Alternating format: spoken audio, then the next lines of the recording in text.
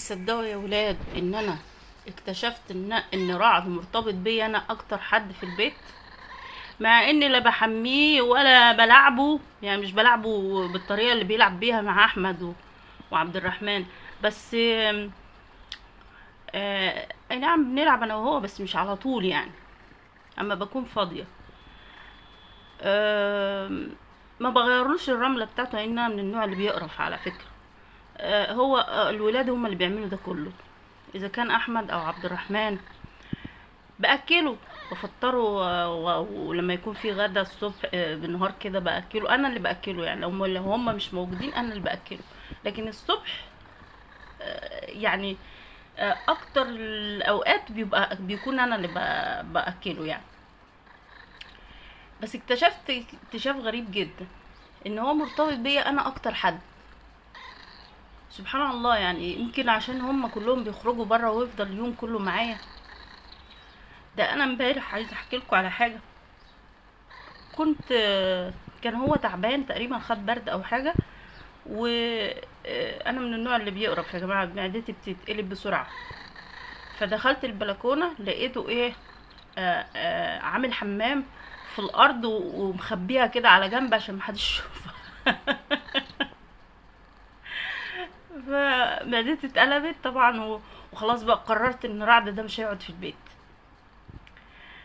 عايزه اقول لكم بعد فتره كده يعني هم قعدوا بقى مسحوا البلكونه وعقموها ونظفوها عشان يعني رضوني، وعشان ما خليش رعد يمشي. بس انا قرفانه وقرفانه منه اصلا. انتوا لو ملاحظين انا، ما هو احمد من ساعه ما مشي محدش حماه، لان عبد الرحمن بيبقى مشغول و... وانا مش ممكن احميه، انا معرفش احميه. بس هم قرروا ان هم النهارده زوجي وعبد الرحمن ان هم يحموه. يعني هياخدوا له يمرشوه كده مرشه. فبس استغربت قوي ان لقيته هو يعني بص، كل ما بخش مكان، والكلام ده من بدري والله، كل ما بروح حته الاقيه يجي ورايا.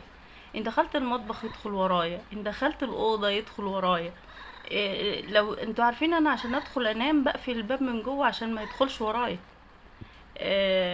بحس ان هو واقف يفضل قاعد جنبيا كده، وبقى قاعد باصص لي لغايه ما بصحى.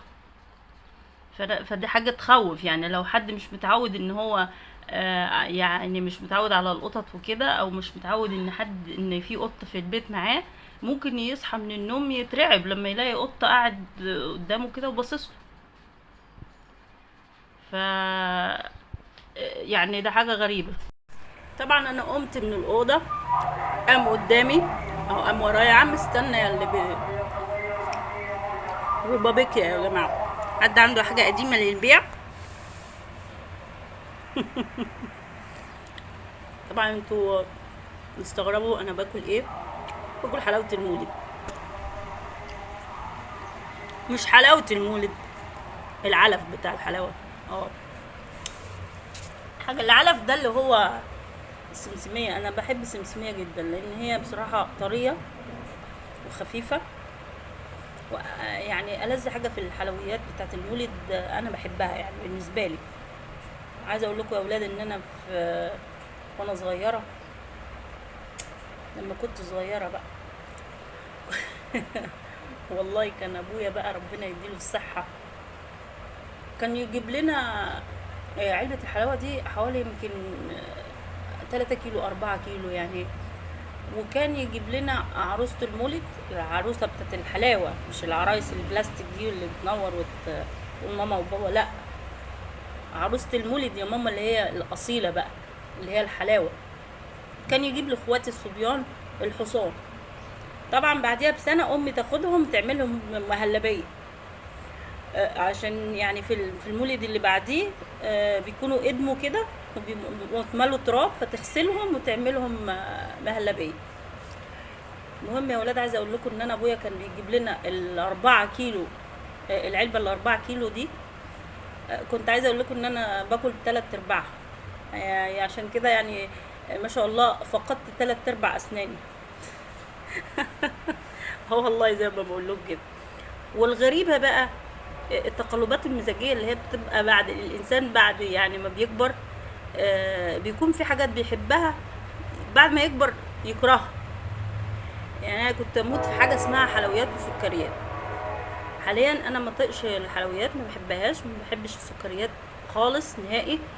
ولو كلت حاجه مسكره، يعني حته السمسميه اللي انا اكلتها دي حتى ما تذكرش قد عقله اصبع كده، عارفه ان هي هتتعبني. يعني انا يعني الحمد لله ما عنديش سكر ولا حاجه، بس بتتعب لي القولون، بتعمل لي بتوطي الضغط عندي. اي حاجه فيها سكر توطي الضغط، ما اعرفش ليه، يعني انا باللمس. المهم كل سنه وانتم طيبين. طبعا خدتكم في دوكا ودخلت مباشره كده وبوم. ربنا يعيدها علينا وعليكم بخير يا رب الايام الجميله دي. عايزه اقول لكم ان احلى حاجه في الايام المباركه، الافضل بقى من الحلويات والحاجات دي، هو ذكر الله. طبعا الصلاه او في وقتها ده، في كل وقت، مش ده في كل وقت طبعا. مش بنيجي في المواسم او في المناسبات الدينيه بس، لا. قراءة القرآن يا ولاد، قراءة القرآن دي في الأوقات بقى بالمناسبات الدينية ديت، يا سلام، تديك إحساس تاني خالص، تحسسك فعلا بحلاوة المناسبة أو بروحانيات المناسبة. إنما تقولوا لي حلاوة المولد والكلام ده، هو طبعا دي عادات متوارثة من زمان، والناس بتفرح بيها زي زينة رمضان كده. يعني طبعا هي ملهاش علاقة خالص برمضان، ولكن احنا عادات وتقاليد. الفوانيس بتاعت رمضان من العاصمة، من العصر الفاطمي، كل الحاجات دي عادات وتورثناها يعني.